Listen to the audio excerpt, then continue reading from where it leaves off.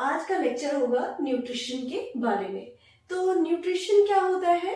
Nutrition का meaning है, अभी हमने जैसे कि पढ़ा कि इनटेक ऑफ न्यूट्रिएंट्स, यानी जैसे कि कार्बोहाइड्रेट, फैट और मिनरल्स को अपनी बॉडी के अंदर लेके जाना और उसके बाद उस पूरे न्यूट्रिएंट्स को यूटिलाइज करना किसी भी ऑर्गेनिज्म के द्वारा, उस प्रोसेस को हम लोग कहते हैं न्यूट्रिशन। क्लियर? देन अब न्यूट्रिशन के भी फर्दर मेनली जो है 2 टाइप्स होते हैं, autotrophic nutrition and heterotrophic nutrition, यानी there are 2 modes of nutrition, autotrophic and heterotrophic. Autotrophic पहले देखते हैं। ऑटो का जो मीनिंग होता है, ऑटो का मीनिंग ही होता है सेल्फ, और ट्रॉफिक का जो मीनिंग होता है वो होता है न्यूट्रिशन। यानी ये जो वर्ड है अपने आप में बता रहा है कि जो अपना खाना खुद से प्रिपेयर करते हैं, organism who prepare their food by using simple inorganic substances. Simple inorganic substances जैसे कि कार्बन डाइऑक्साइड हो गए या फिर वाटर हो गए, इन सबको यूज करके और उसके बाद अपना जो खाना बनाते हैं ऑर्गेनिज्म, ऐसे ऑर्गेनिज्म को कहा जाता है ऑटोट्रॉफिक न्यूट्रिशन। क्लियर? इसके एग्जाम्पल्स क्या क्या है? इसके एग्जाम्पल्स होंगे ग्रीन प्लांट्स।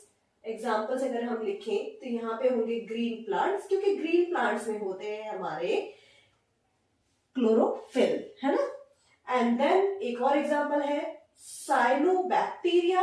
साइनोबैक्टीरिया का मीनिंग ही होता है हमारा ब्लू ग्रीन एल्गी। साइनोबैक्टीरिया को ही ब्लू ग्रीन एल्गी कहा जाता है। आप साइनोबैक्टीरिया की जगह ब्लू ग्रीन एल्गी भी लिख सकते हैं।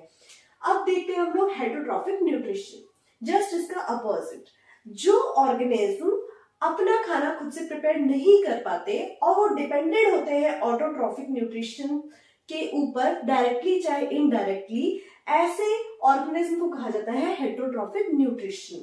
अब जैसे कि बताते हैं हम लोग कि अगर मान लीजिए आप जा रहे हैं किचन में चाय बना रहे हैं, तो जब चाय बनाएंगे आप, तो आपको चाय पत्ती, चीनी, सब कुछ, दूध यूज होगा। तो दूध जो है किससे लिया हमने? दूध हमने लिया कहीं ना कहीं काऊ से या बफेलो से, है ना। इसके बाद से हमने जो चीनी यूज की है, हमारी जो चाय पत्ती यूज हुई है, ये कहाँ से यूज हुई है?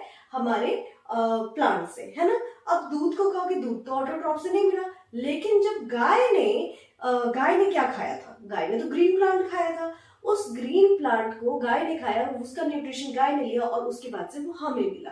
तो हमने डायरेक्टली भी ऑटोट्रॉफिक न्यूट्रिशन के ऊपर हम डिपेंडेड है और इनडायरेक्टली भी हम लोग डिपेंडेड है। तो ऐसे ऑर्गेनिज्म को कहा जाता है हेटरोट्रॉफिक न्यूट्रिशन।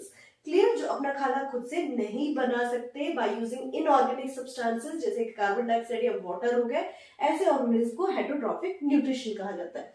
फर्दर अब ये 3 पार्ट्स में डिवाइडेड होते हैं, parasitic nutrition, saprotrophic nutrition and holozoic nutrition. सबसे पहले हम लोग देख लेते हैं पैरासिटिक न्यूट्रिशन। बेस्ट एग्जांपल हम लेके चलते हैं कि जैसे मच्छर होते हैं या फिर जू होती है, ये क्या करते हैं? हमारी बॉडी से न्यूट्रिशन लेती हैं डायरेक्टली, है ना, लेकिन हमें ये किल नहीं करती हैं। तो ऐसे ऑर्गेनिज्म जो किसी दूसरे ऑर्गेनिज्म से अपना न्यूट्रिशन लेती हैं बिना उन्हें किल किए, अब उनका न्यूट्रिशन ले रही है तो उन्हें हार्म तो जरूर पहुंचाएंगी। तो ऐसे ऑर्गेनिज्म को कहा जाता है पैरासिटिक न्यूट्रिशन। और जो ये ऑर्गेनिज्म होते हैं पैरासिटिक न्यूट्रिशन वाले, ये जिस ऑर्गेनिज्म से अपना न्यूट्रिशन ले रहे होते हैं, उस ऑर्गेनिज्म को कहा जाता है होस्ट। होस्ट जैसे कि एग्जांपल ले लेते हैं हम लोग, क्लियर सी बात है, ज्यादा क्लियर हो जाएगा कि जैसे जू ही है और जू किसी ह्यूमन बीइंग पे है। अब ह्यूमन बीइंग क्या है? उसका होस्ट है, होस्ट है, और जू क्या है? पैरासिटिक है। ठीक है? क्लियर? और जिस प्रोसेस से वो ले रहा है अपना न्यूट्रिशन, उस प्रोसेस को कहेंगे हम पैरासिटिक न्यूट्रिशन। इसके और क्या क्या एग्जांपल हो सकते हैं? जैसे कि राउंड वॉर्म, हमारे पेट में कीड़े पड़ जाते हैं, tape warm, Plasmodium. Okay, Plasmodium वो बैक्टीरिया है जो कि जिसकी वजह से वो हमें मलेरिया नाम की बीमारी देता है, यानी हमारी बॉडी के अंदर रहता है और उसके बाद से वो हमारा ही न्यूट्रिशन लेता है और वो बड़ा होता रहता है और हमें कर देता है बीमार, क्योंकि हमारा इम्यून सिस्टम उसकी वजह से कहीं ना कहीं डिसबैलेंस हो जाता है। तो तो ये हो गए हमारे एग्जाम्पल पैरासिटिक न्यूट्रिशन के। आप लीच लिखना चाहें वो भी सही है, क्योंकि जो भी जो है अगर चिपक जाता है तो वो भी हमारा न्यूट्रिशन लेता है। नेक्स्ट आते हैं सैप्रोट्रॉफिक न्यूट्रिशन। सैप्रोट्रॉफिक न्यूट्रिशन को सैप्रोफिटिक न्यूट्रिशन भी कहा जाता है। जो सैप्रोट्रॉफिक न्यूट्रिशन ऑर्गेनिज्म होते हैं ये क्या करते हैं, डेड और डिकेइंग ऑर्गेनिज्म के ऊपर बैठ के उनको सिंपल सिंपल फूड में तोड़ते हैं पहले।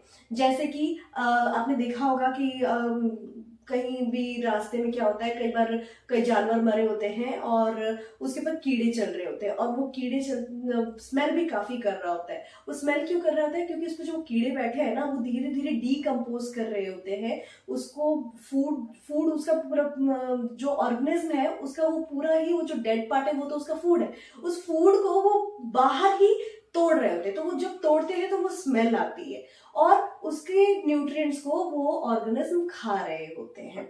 हमारे ह्यूमन बींग्स में क्या होता है कि हम खाना खाते हैं और हम अपनी बॉडी के अंदर ले जाके तब उसको केमिकली तोड़ते हैं, है ना।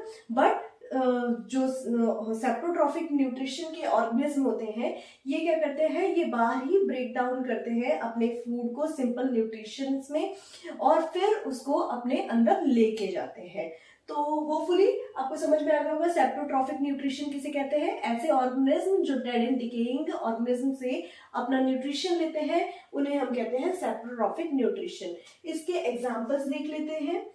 ब्रेड मोल्ड, जब ब्रेड खराब हो जाती है तो उसके ऊपर हमने देखा होगा कि फंगी लग जाती है, ब्रेड मोल्ड हो गया। ईस्ट हो गए, okay. And the last one is holozoic nutrition. Hollow का मीनिंग आपको मैं यहाँ पे बता दूं, हॉलो का मीनिंग ही होता है होल, WHOLE, होल। और जोइक का मीनिंग होता है एनिमल। जो ऑर्गेनिज्म अपनी पूरी बॉडी का यूज करते हैं न्यूट्रिशन प्रोसेस के लिए, ऐसे ऑर्गेनिज्म को होलोजोइक न्यूट्रिशन कहा जाता है। ऐसे न्यूट्रिशन प्रोसेस को हम होलोजोइक न्यूट्रिशन कहते हैं, इस मोड को। जैसे कि हम लोग होलोजोइक आते ही ना क्लियर ह्यूमन बीइंग समझ लो आप, ठीक है। एच से होलोजोइक एंड एच से ह्यूमन बीइंग। जैसे हम मुंह से खाना लेके जाते हैं और डाइजेशन का होता है पेट में और फिर एक्सक्रीट करके उसको एनस के थ्रू बाहर निकालते हैं in the form of stool, ऐसा होता है। तो इसमें क्या है, हमारी पूरी बॉडी इन्वॉल्व थी, तो ऐसे न्यूट्रिशन को कहा जाता है होलोजोइक। जबकि सेप्रोट्रॉफिक में आप देखोगे तो वो क्या करते हैं, बाहर ही सब कुछ तोड़ के और बस न्यूट्रिशन को अंदर ले लेते हैं सीधा, है ना। और सिमिलरली पैरासिटिक में आप देखेंगे तब भी इसमें क्या होता है, सीधा वो न्यूट्रिशन को ही अपनी बॉडी के अंदर लेके जाते हैं, लेकिन हम क्या करते हैं, बॉडी के अंदर ले जाके और तब तोड़ते हैं उनको। तो इसके एग्जांपल्स क्या क्या हो सकते हैं। First of all human being, cat, dog, etcetera etcetera, है ना। चलिए ये तो हो गया इतना सा। इसको इन शॉर्ट मैं आपको थोड़ा सा बताना चाहूंगी। ऑटोट्रॉफिक न्यूट्रिशन में क्या होता है कि जो सिंपल फूड है, सिंपल सब्सटेंस है हमारा, वो कन्वर्ट होता है कॉम्प्लेक्स सब्सटेंस में। इसका मीनिंग क्या है ये मैं आपको अभी बता देती हूँ।